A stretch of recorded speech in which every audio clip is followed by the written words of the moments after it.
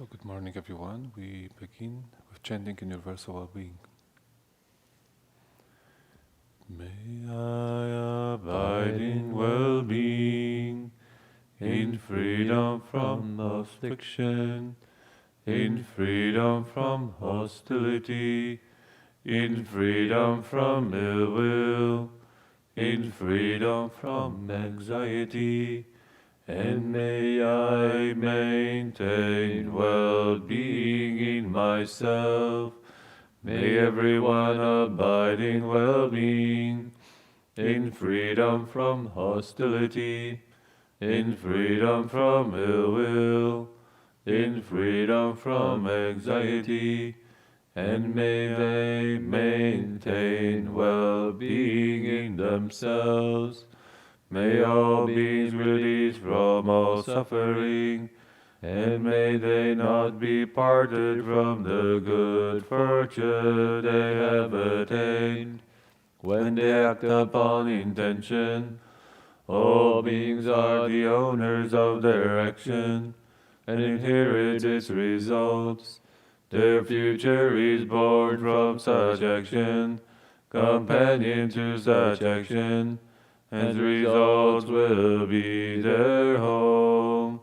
All actions with intention, be they skillful or harmful, of such acts there will be the heirs. Continue reading journals and letters from Bowing Pilgrimage. Rebbe Heng Shure and Master Heng Chao, Marty Verhoeven.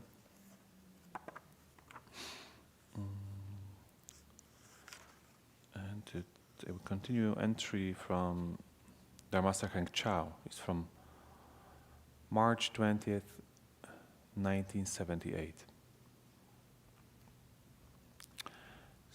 The subtitle, Contemplating the Sea. And start with the quote from Avatamsaka preface. Going and returning with no border, movement and stillness have one source. First reflection. The sea moves in waves, in tides to clouds, then rain, to the earth, then to rivers and back into itself. Constantly moving, it's always still, yet constantly moving. In meditation, although the body and mind are still, there is warmth and increased circulation. The body is still outside, but inside, it's very much alive. Inside the mind is fixed, yet its state expands in vast measure. Although the body moves through the world, the mind is still. It is not confused by states and remains thus unmoving in the face of the 10,000 of earth. Seeking stillness is to be like a corpse or log of wood. Trying to be moving constantly is frenetic. Simply do not attach to movement or stillness. This is to be in harmony with the natural. Movement and stillness do not fight and oppose each other. The sea is like this.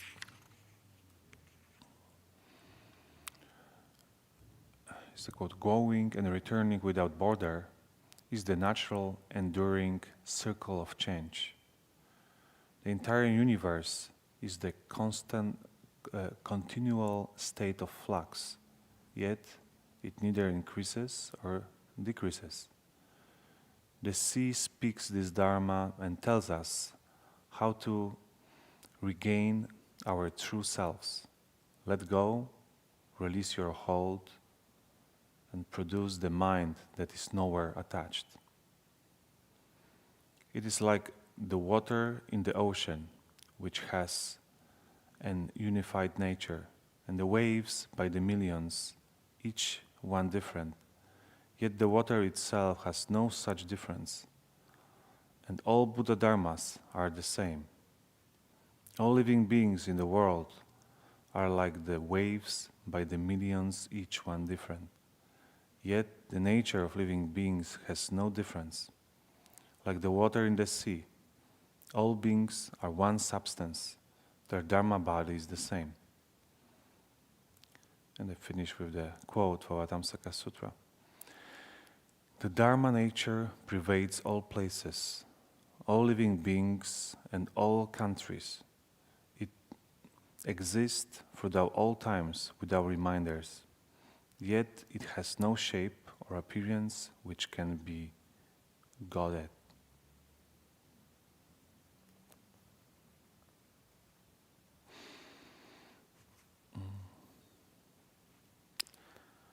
So we're reflecting about this principle of stillness and movement. The meditation or practices in many ways have access to this still awareness, and those practices are not just limited to the form, the itself form, so that the meditation is this kind of engaged awareness which we can use for a whole day. It's not limited to one particular form, but kind of have we have ability to be aware and engage with every situation. And in our 3-month retreat, one of the themes is, like Marty mentioned here, is everywhere engaged, nowhere attached. So the part of this engagement is to have this sharp awareness, which is always still, and pay attention through the day, what's going on.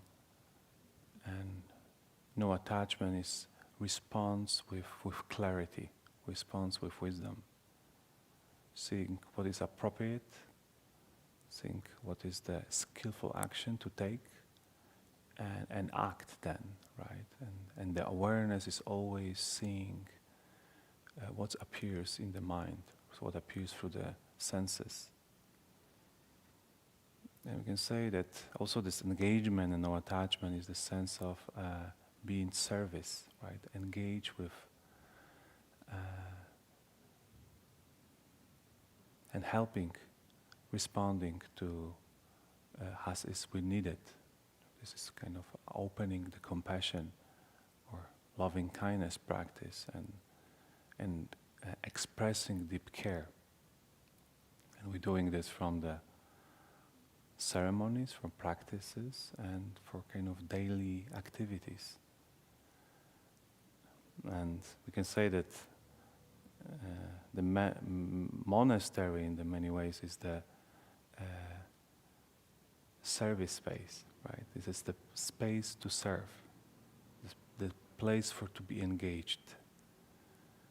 And recently, for the last few weeks here, we have an operation. We need to move a lot of donated by one member of community from San Jose stone items.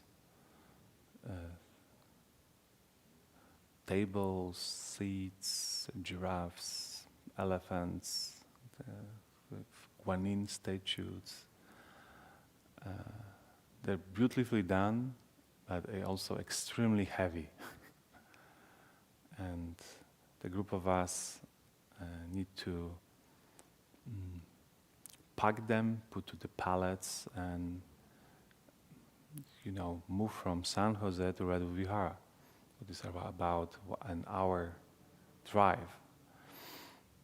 So the last, but just yesterday we returned from this, and that engagement and still and movement it's definitely we can see how it can manifest in this kind of type of work.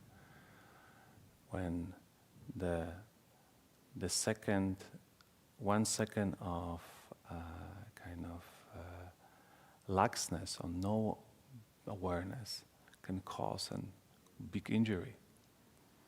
It's kind of teamwork all the time. People support each other and need to step by step to move this giraffes and elephants to the trailer, and we have to drive back to the monastery. And of course, if any one of us is attached to any views, any plans, it's immediate suffering appears in this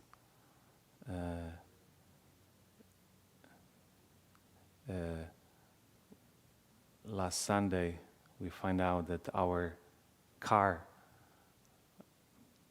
have a problem with brakes. That was too heavy upload to move, so the brakes burn out. Actually burn out twice. So we need to find other options to rent the U-Haul, the kind of big truck, and adapt to new situation and continue the moving our uploads. And it's interesting to see that when we are relaxed, when we are kind of attentive to the present moment, all these challenges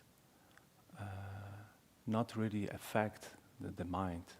We can just give a hand, keep a good spirit, and just move forward. And even if the day is long, like 14 hours of work, and it's bringing the happiness to mind and heart, that we can be engaged, and we can practice let go and just serve. And this brings a lot of for me, a lot of happiness and joy and so forth. So maybe I stop here as a few reflections, and now we have the practice 3 steps, 1 bow.